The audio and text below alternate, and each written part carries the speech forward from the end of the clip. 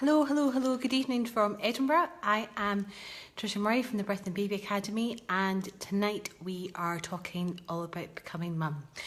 So I am super grateful that Sarah Wheatley has agreed, Sarah Wheatley from Birth and Beyond has agreed to do this Facebook Live with me. I've been working really closely with Sarah for the last 4 years, and we have spent a lot of time discussing all the issues around becoming mum and that emotional transition. I'm always learning from her, and I'm super grateful that she's agreed to do this tonight. I know it's going to be a great session. So I'm just waiting for Sarah to come on, and then once she's on, I will invite her in, so hopefully it'll work. So really what the things that we're hoping to cover tonight is really about the emotional changes that many others share. Right, I'm just going to add her. Hold on. Hello. Right. So really hoping to cover a lot of the emotional changes. Hi! Hello. Hello. That worked. I know. Sorry. I know that's It's just okay. like I'm getting used to this, but anyway, brilliant. Yeah, no, it's always just that first bit that you're Yeah. always worried about. So for those of you who don't know that, I've worked with Sarah for the last 4 years. We're both based in Edinburgh. Sarah set up Birth and Beyond 4 years ago to support mothers in that emotional transition.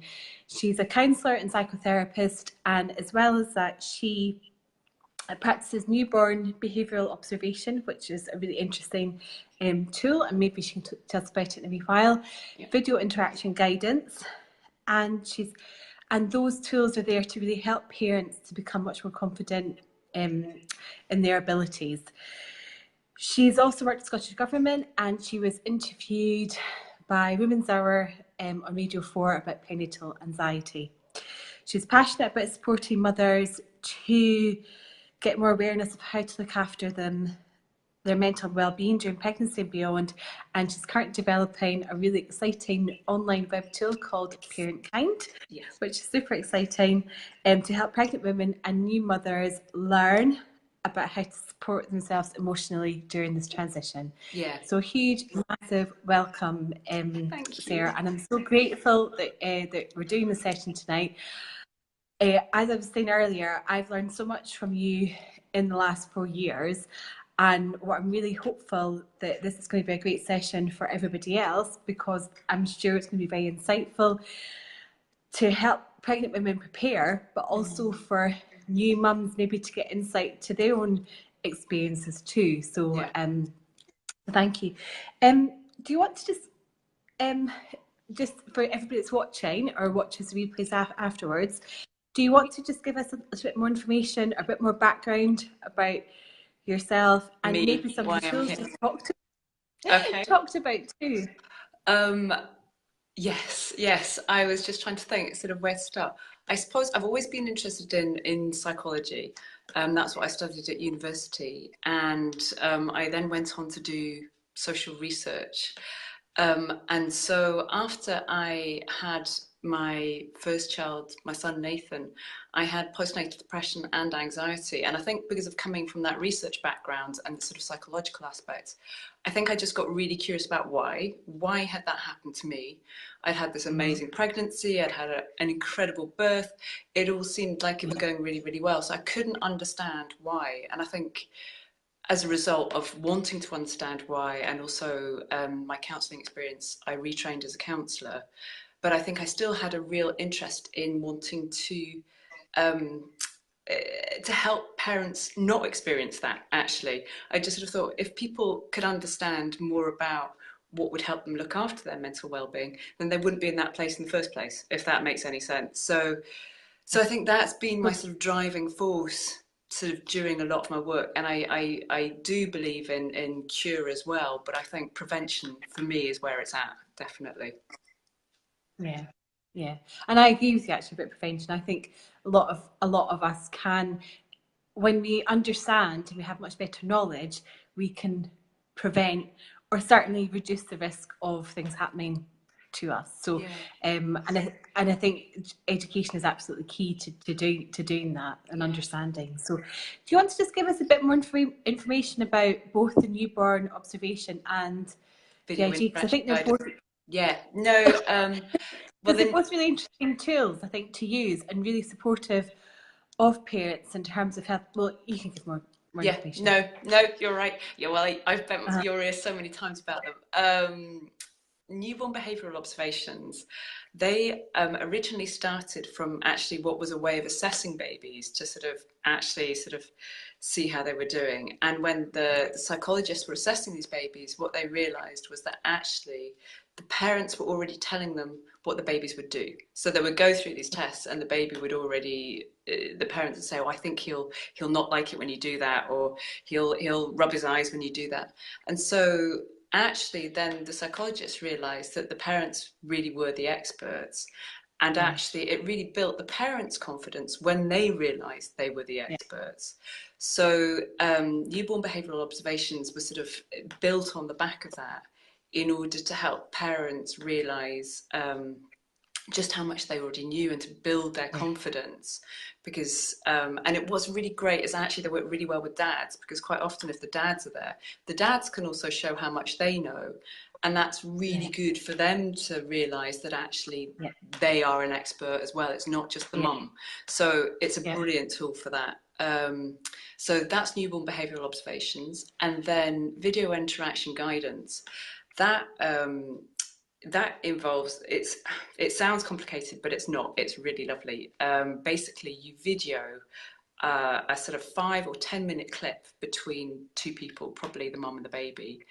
And what then happens is the practitioner goes and edits out sort of moments of attunement, and then sort of shows those clips back to the mum. And the mum will have, and the practitioner, i.e. me, will have come up with what is bothering the mum. They will come up with a question that their mum wants answering, like, am I giving my baby enough attention now that I'm pregnant, or something like that. And then sort of like looking at those sort of edited clips together, amazingly sort of helps the mum have insights about what she's already doing. And I think the great thing about video interaction guidance is, I mean, it's used in mother and baby units to help parents realize that actually they can parent, and actually to help them see those absolute micro moments of attunement that they are doing and without actually realizing. And I think there's something about seeing it really concretely that that just helps people believe it. It's not me saying I think you're doing a great job. It's them seeing themselves doing a really great job. So it really sort of gives them that sort of knowledge that actually they can do it. And then it's a bit of a virtuous cycle, and they start doing it more and more and more, and noticing themselves doing it more and more and more. So actually, that's what video interaction guidance is, in a very brief nutshell. Yeah, and they're both just really helpful, I think, for reinforcing that message that actually that we do know what we're doing, and often it's just things around us that make us doubt our knowledge, rather than actually. Rather than the reality is often it's everybody else around us that makes us doubt that we know what we're doing and what our baby's needs actually are. So, and in terms of your work, what do you find most women find, or what's your experiences in terms of what do most women find hard about becoming mums? That's the 64 billion question, isn't it? That is huge. Yeah. But if you were maybe to pick three things, maybe. Three things. We could otherwise we could be here. Yes, all night. Absolutely, totally. I think there is something about, well, actually something that's been coming up more and more is, for me, is the whole gender thing, the whole gender role thing, and the whole equality, the idea of equality, because I think and that's probably due to the client base that I tend to work with, but I generally work with people that have worked, that have see their work as a career, who have never encountered anything in their lives, or not to that extent, that has really made them feel that there's a big difference between the genders. And there's something about the fact that only women can give birth and only women can breastfeed, and that um, and I think there's something about being pregnant and having that sort of that that baby sort of growing inside you mentally as well as physically that isn't the same generally for men. And I think it can be really frustrating to feel so out of whack with half of, well, the other gender basically, or your Yeah. partner if your partner's not pregnant, if you're with a woman. And I think there can be something really hard about that, about shifting that identity, or that sense of like it's that unfairness at times, and sort of negotiating the Yeah. world of work and the fact that you're taking a break, and the fact that there isn't equal maternity and paternity leave and all of Yeah. that, and who's expected to do the care, and how different people's careers are going to progress, possibly as the result of having a baby, and how the other person's career is not going to progress as fast as a Yeah. result of having a baby. And I think Yeah. that can be a real issue for people, that they've never had to sort of identify so much as being different to men, if that makes any sense. And that No, can be really totally. upsetting. Yeah. Really Yeah. No, upsetting. totally. And I think as well, just even I think even I've noticed in the last time. So obviously, I'm expecting baby number 4, but first time out was about 10 years ago that we were doing all the antenatal classes and doing everything, and I've noticed a really big shift in terms of literature, what's out there for dads. But I think there's that gap is becoming bigger, and I think we're just much, much, much more aware. And I even think things like the sort of the Me Too movement and just other sort of movements in terms of like trying to sort of get what's the word, to try and narrow that unfairness in terms of society. I think it's becoming much, much, much more prevalent in everything that we're reading and we're seeing, and you know, we're hearing things about pay inequality. Yeah. But I don't think that's ever going to change until men have equal, you know, Yes. as much as Absolutely. we as women want to change Absolutely. things. Yes. I think men want to change things too, but Yeah. you know, in terms of like their parental leave, it's just, you know, it's still not an equal or fair Yeah. deal, or I don't know how you want to sort of call it. And until it's changed at a much sort of higher policy level, and until that happens, I think it's going to remain for you know, quite a long time, Yeah. But I totally understand why women are feeling like that. So And I think it sort of yeah. links in that whole identity as a worker, as a Yeah. and all of that. And I think that is really, really tricky. I think it is really Yeah. tricky, but I totally agree. I mean, it is sort of ridiculous that sort of, I think it was in the Houses of Parliament, sort of they've changed things. They're trying to change things so that there's more paternity leave, but actually, sort of people in the government aren't doing it because they're not allowed to. So Yeah. there just isn't But that enough there yet yeah, but even looking for at men. Alistair's company, when we looked about shared parental leave and if he could take any shared parental leave, he could, but only if he took statutory paternity leave rather Okay. than like a percentage of his full salary. Yeah. And so if that's happening in other organisations, so women would get like in other organisations, I don't know, 50%, 90% of their salary, whatever their deal is, Yeah. it's not happening the same for For men. men. So they're No. getting statutory paternity.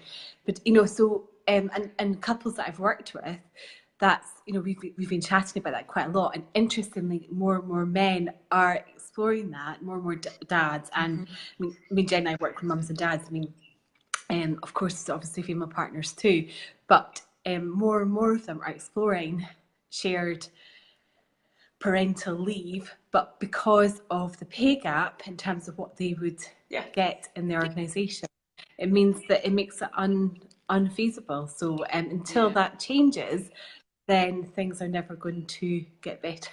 So, Yeah. so that's really Yeah. interesting, and so that's a really, I think that's a really, I completely understand that. So, and you know, we sort of spoke about maybe trying to sort of find 3 sort of key areas that mums are finding really hard. What other? I think that we are so we are so bombarded with images of doing it all anyway, and I think we work very hard to do it all before we have kids. And we can just about manage that, I think, a lot of the time. We can just about manage to do our social life, our job, sort of volunteer if we do that, sort of go on holiday, look after ourselves. And then I think we have babies, and actually, I mean, the reality of looking after a baby means that sort of totally changes. It really totally changes. Yeah. And I think that it's very hard for women that are used to sort of managing to do an incredible amount to not be able to do the same amount, because I think people don't really understand how much time it takes to look after a baby. And even if you've got an easy baby, it takes a lot of time. And I think I read somewhere it's between 16 and 21 hours a day. So even if you divide that between two people, that's a lot of time. And that doesn't include, and so when are you going to sleep? When are you going to cook yourself some food? When are you going to, I don't know, read a trashy magazine? I mean, these things are just not going to happen. So I think that, again, it can be a real adjustment and identity to, because I think a lot of women feel like they're failing because they're not managing to do all the stuff that they used to do, and actually a real it can be difficult to be kind to themselves and to realize that actually that's not because they're failing, it's because actually there was physically too much. It's just not possible. So I think that can be a really hard thing to actually accept, and not just sort of think, oh, I'm just not doing as well as other people. And the other, I think on the back of that, sorry, I was going to say on the back of that as well, people, I think people are very, and I think this has always been the case, people are very prone at looking at other people and saying, oh, she seems to be coping better than I am. And then, but they don't have the whole backstory. They don't realise what social supports that person has around. They don't realise, they don't pay attention to things that they've maybe experienced during pregnancy that might have an impact on them that this other person hasn't experienced. And I remember I had one client, and literally she had no family around her. They had moved from London to Edinburgh. She had been 3 weeks early, so they were moving house 3 weeks before her baby was due. So literally her baby arrived on the Friday. She finished work on the Friday. The baby arrived on the Saturday. They moved to Edinburgh on the Sunday. And she experienced really, really acute anxiety. And we discussed about actually the number of transitions, massive transitions she'd been through in a very, very short space of time, and how unsafe it had made her feel, because she didn't have any time to establish herself in Edinburgh. She'd never lived in the house before. She didn't know where she was living. Her husband worked away from home a lot. And there were just too many things all at once for her to try and process. But because she'd never been so vulnerable before, something like that might not have fazed her before, but becoming a mum at the same time, it was just too much. It was all just too much. And it was really hard for her to accept that actually it could be too much at that particular stage, something that maybe hadn't been too much for her at other stages in her life. Yeah.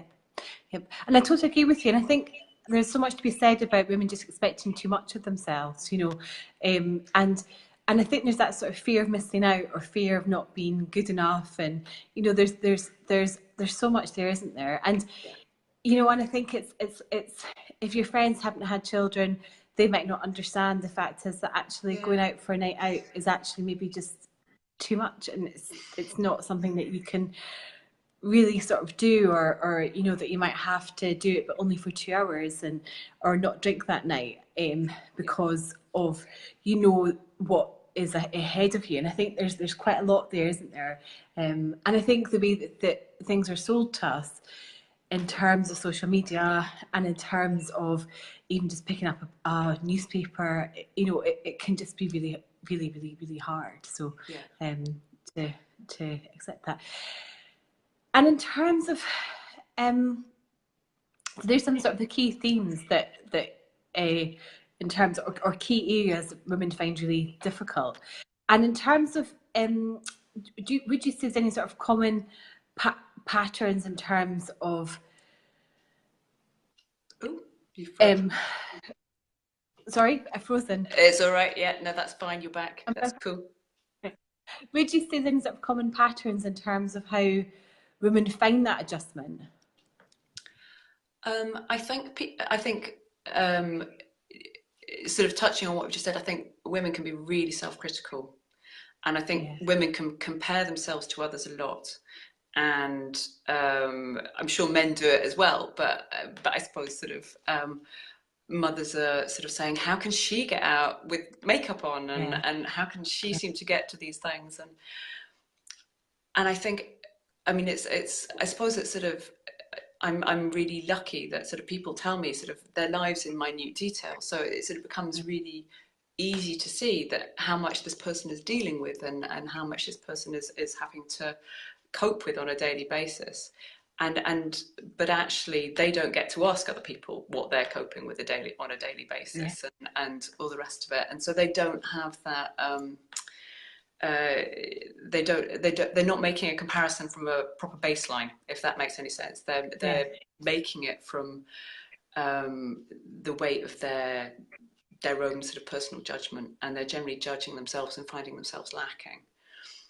And I was I suppose one of the themes that it isn't quite related to what you're saying, but I think one of the themes that's sort of been coming up for me recently is how actually we can not interrupt women's processes as they're going through pregnancy and birth and becoming new mums, and the things that can come in at sort of that can just interrupt those processes. Like I was speaking to a woman the other day, and she was talking about how, and she's pregnant, and she was talking about how she'd been really upset by hearing people talking about really negative birth stories.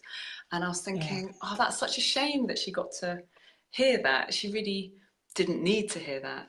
And sort of, or if during birth sort of something happens, and again that interrupts the woman's ability to give birth the way that actually she can, or afterwards, like feeding issues, and there's been that whole thing about feeding and getting enough support, and it doesn't matter whether the woman is breastfeeding or bottle feeding, but actually, if they're not confident, if they don't move through that with confidence, it really knocks their ability to believe in themselves as a parent. It really does. And I just think there's something about trying to let that process happen and support it without interrupting it. Agreed. Yeah. And I think that's a really difficult one, because it's how do you prepare women for like the realities of childbirth without scaring them, because sometimes it's important that they hear a variety of stories, not just like beautiful birth stories. And obviously we want women to attach themselves to those beautiful birth stories, but also to learn maybe about what birth is actually like. And then the same with breastfeeding. Often it's not women's, that thing came out yesterday, but women's, or the day before, I can't remember what day it came out, but women's choices, and about the RCM talking about how they want to support women's choices, but actually most women choose to breastfeed, and it's the fact is that they're not supported in that process. And some of the feedback I got yesterday was the fact that that so much of breastfeeding education is all about how it's so easy, and you can take your baby out and about, and it's the most natural, most easy thing. But the reality is like 90% of women struggle to breastfeed, and women go around with, bleeding, sore nipples, and yet that's never ever discussed. All that's ever discussed is about how easy it is, and it's the best thing for your baby. But the realities often aren't necessarily always out there. So I think there is a bit about how do you work with women so that they can prepare themselves fully. And same with birth, as we know that our bodies can give birth, but often what happens is we're coming up against this system which is very, very risk averse, and but to the point that women have to learn how to navigate that system, and that's really, really, really tricky. And often that's where a lot of the difficult births actually come from, is about navigating or not being able to navigate that system. So, Yeah. and so how do you prepare women? Because you can't just feed them positive stories all the time, No. because that isn't the reality of it. So, Yeah. so I think it is really interesting. Yeah. So, And I think a lot of it is about support. A lot of it is about sort of getting timely support at times that they might be feeling shaky, or so that can be not smoothed, but they can get back to doing what they need to do, if that makes any sense, rather than it sort of darts into turning into something bigger, or more of an anxiety or something like that. And I was thinking there's something about also, letting women, well, when you were talking about the realities, I was thinking something about letting women know about the realities of what they might feel as well. And actually, because I was thinking one of my big issues was that I didn't know that a third of women don't feel bonded with their babies immediately. And so when I had Nathan, and I was absolutely terrified of him and he looked like an alien, I immediately thought there was something wrong, and I didn't tell anybody because I thought that was a reflection on me as a mother. And I think there's something about actually knowing more about what mothers experience. But I think there can be so much shame for mothers in saying sort of like, well, actually today I really didn't want to be a mum, because we're, as a society, so attached to the idea of this perfect sort of Madonna mother who loves sort of giving everything and sort of is totally self-sacrificing, but actually it denies the woman, the person, sort of that is also the mother as well. And so there's something about allowing that actually there can be lots of different things going on in you, just because at times you resent your child and wish they sort of would just shush and all the rest of it, doesn't mean that actually you don't love them and aren't able to look after them and all the rest of it. And I think if there was more awareness of the realities of those sort of very complex feelings, and that it's not really simple, then again women could get more of the support they need. Yeah, but that also comes from, I think, not being part of a community or like a society where we're supported, you know, where, you know, often we're trying to do everything. So we're, you know, cooking, cleaning, doing all the childcare, doing all the washing, doing all the bits and bobs that, like, that is like the reality, which I think I was never necessarily prepared for, was that everyday grind of all the different things that you have to do. Whereas when you live in a community and society, those sort of things are much more shared out, and roles are sort of given out in a completely different way. And I think people are there to support you, looking after your babies possibly go out and play with slightly older children, so you don't necessarily have to do all that day to day. And I'm sure it's Constance Hall, who we both went to see last year, and she said something about how we have never ever parented our children so much as we are right now. So we've never spent so much time actually looking after our children as we do right now, because they used to go out and play in the street, and, you know, other, like, we generally up the road would take them out for like a walk or do whatever, and that doesn't happen anymore. So and I think that actually adds in so much you know, everyday stress to our lives. So much pressure, definitely. So much pressure. If you were to, what advice would you give a new mum in terms of helping her to prepare and adjust for that transition into motherhood? I think one of the biggies is what we're talking now, is sort of saying it takes a lot of time to look after a baby. And so actually, practically, I think one of the best things you can do is do something like do a post-birth plan.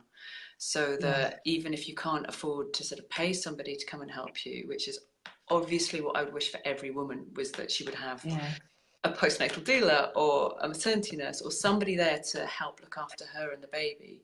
But if you can't have that, then people to come and cook for you, people to come and clean for you, people to come and do your laundry, people to come and put the flowers in vases that you've been given and don't feel like you've got even time to put them in vases. Sort of people to just do the sort of the little bits that sort of keep the house ticking over, basically. and I mean, I was lucky enough that the local church to me, they had a group of women that automatically would bring meals for the first 2 weeks Yeah. after a baby was born. And I think there was something, it wasn't just the food, it was the fact that somebody knew enough Yeah. or knew more than Yeah. me, and so knew enough to go, right, okay, you don't know that you're going to need food. And I was a bit skeptical before they did it.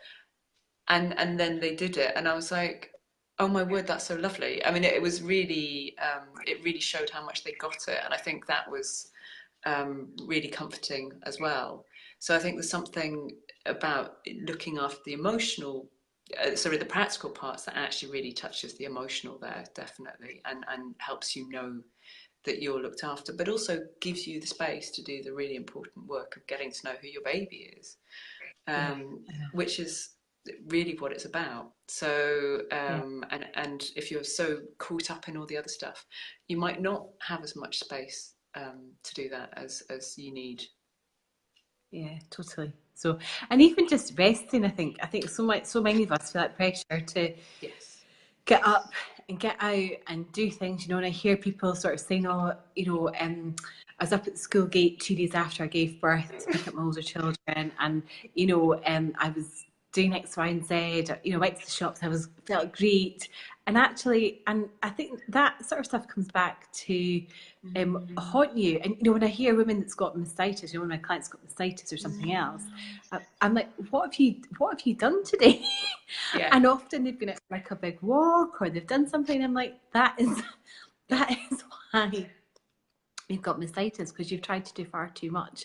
You've put far too much pressure on your body to do something. So yeah, I know. So yeah, and I think there's that pressure. I don't know where it comes from. I don't know if it's inside or external, or where where it comes from, but it does come from somewhere. So I think part of it is, anyway, yeah, is the giving up bit, is the giving up some of the idea of being able to do everything that you could do before, just for a little bit. yeah, And I think that's a really hard, it's quite a painful process, yeah.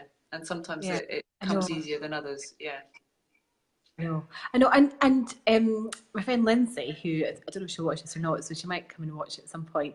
But she had a great plan, and her plan was to spend like the first 15 days resting. So she had like 5 days under the duvet, 5 days on top of the duvet, and then 5 days in her bedroom.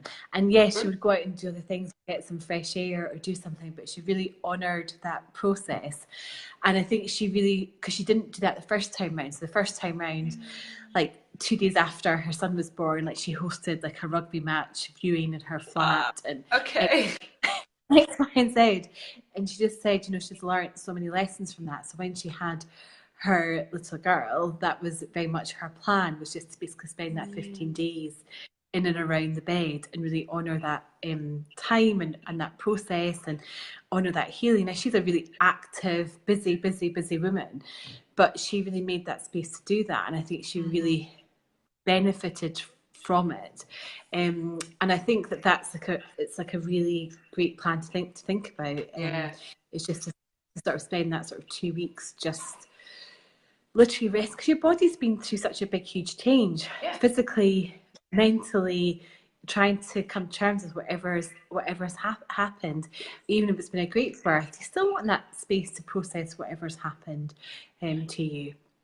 So, and your body's, really healing, Yeah. and going through a massive sort of chemical shift as well. It's going from being pregnant to suddenly breastfeeding, or even if you're not breastfeeding, it's still going to be producing the milk for breastfeeding. And then, it's going through a massive change. So, Yeah. I know. So, Sarah, thank you so much for doing Well, the session tonight. I really appreciate it. If people want to get in touch with you, what's the best way to do that? well, you can email me, which is sarah@birthandbeyond.com, or you can look at my website, which is birthandbeyond.com, or I'm on Facebook with Birth and Beyond, and Instagram to Birth and Beyond, and I've also got an email newsletter that well, it's not really a newsletter, it's more just sort of thoughts that I have about motherhood that sort of I send to people if they're interested. And I was also going to say, if people are interested in finding out more about the Parent Kind web tool and would like to be some of my guinea pigs, I'm going to be launching that in September, but I'll be looking for people over the summer. So if you're interested in using the tool, in finding out more about how it works and whether or not it can support you, then please do get in contact with me. Sort of just email me, sarah@birthandbeyond.com, and I can add you to my list and let you know when it's ready to trial. Brilliant. Okay. Great. And it's so exciting. It's such an exciting tool. So I'm really pleased that it's got to the stage it's got to. So it's brilliant. So thank you so much, Sarah. Thank you. Take care. Okay. You too. Bye. Okay. Bye. Bye.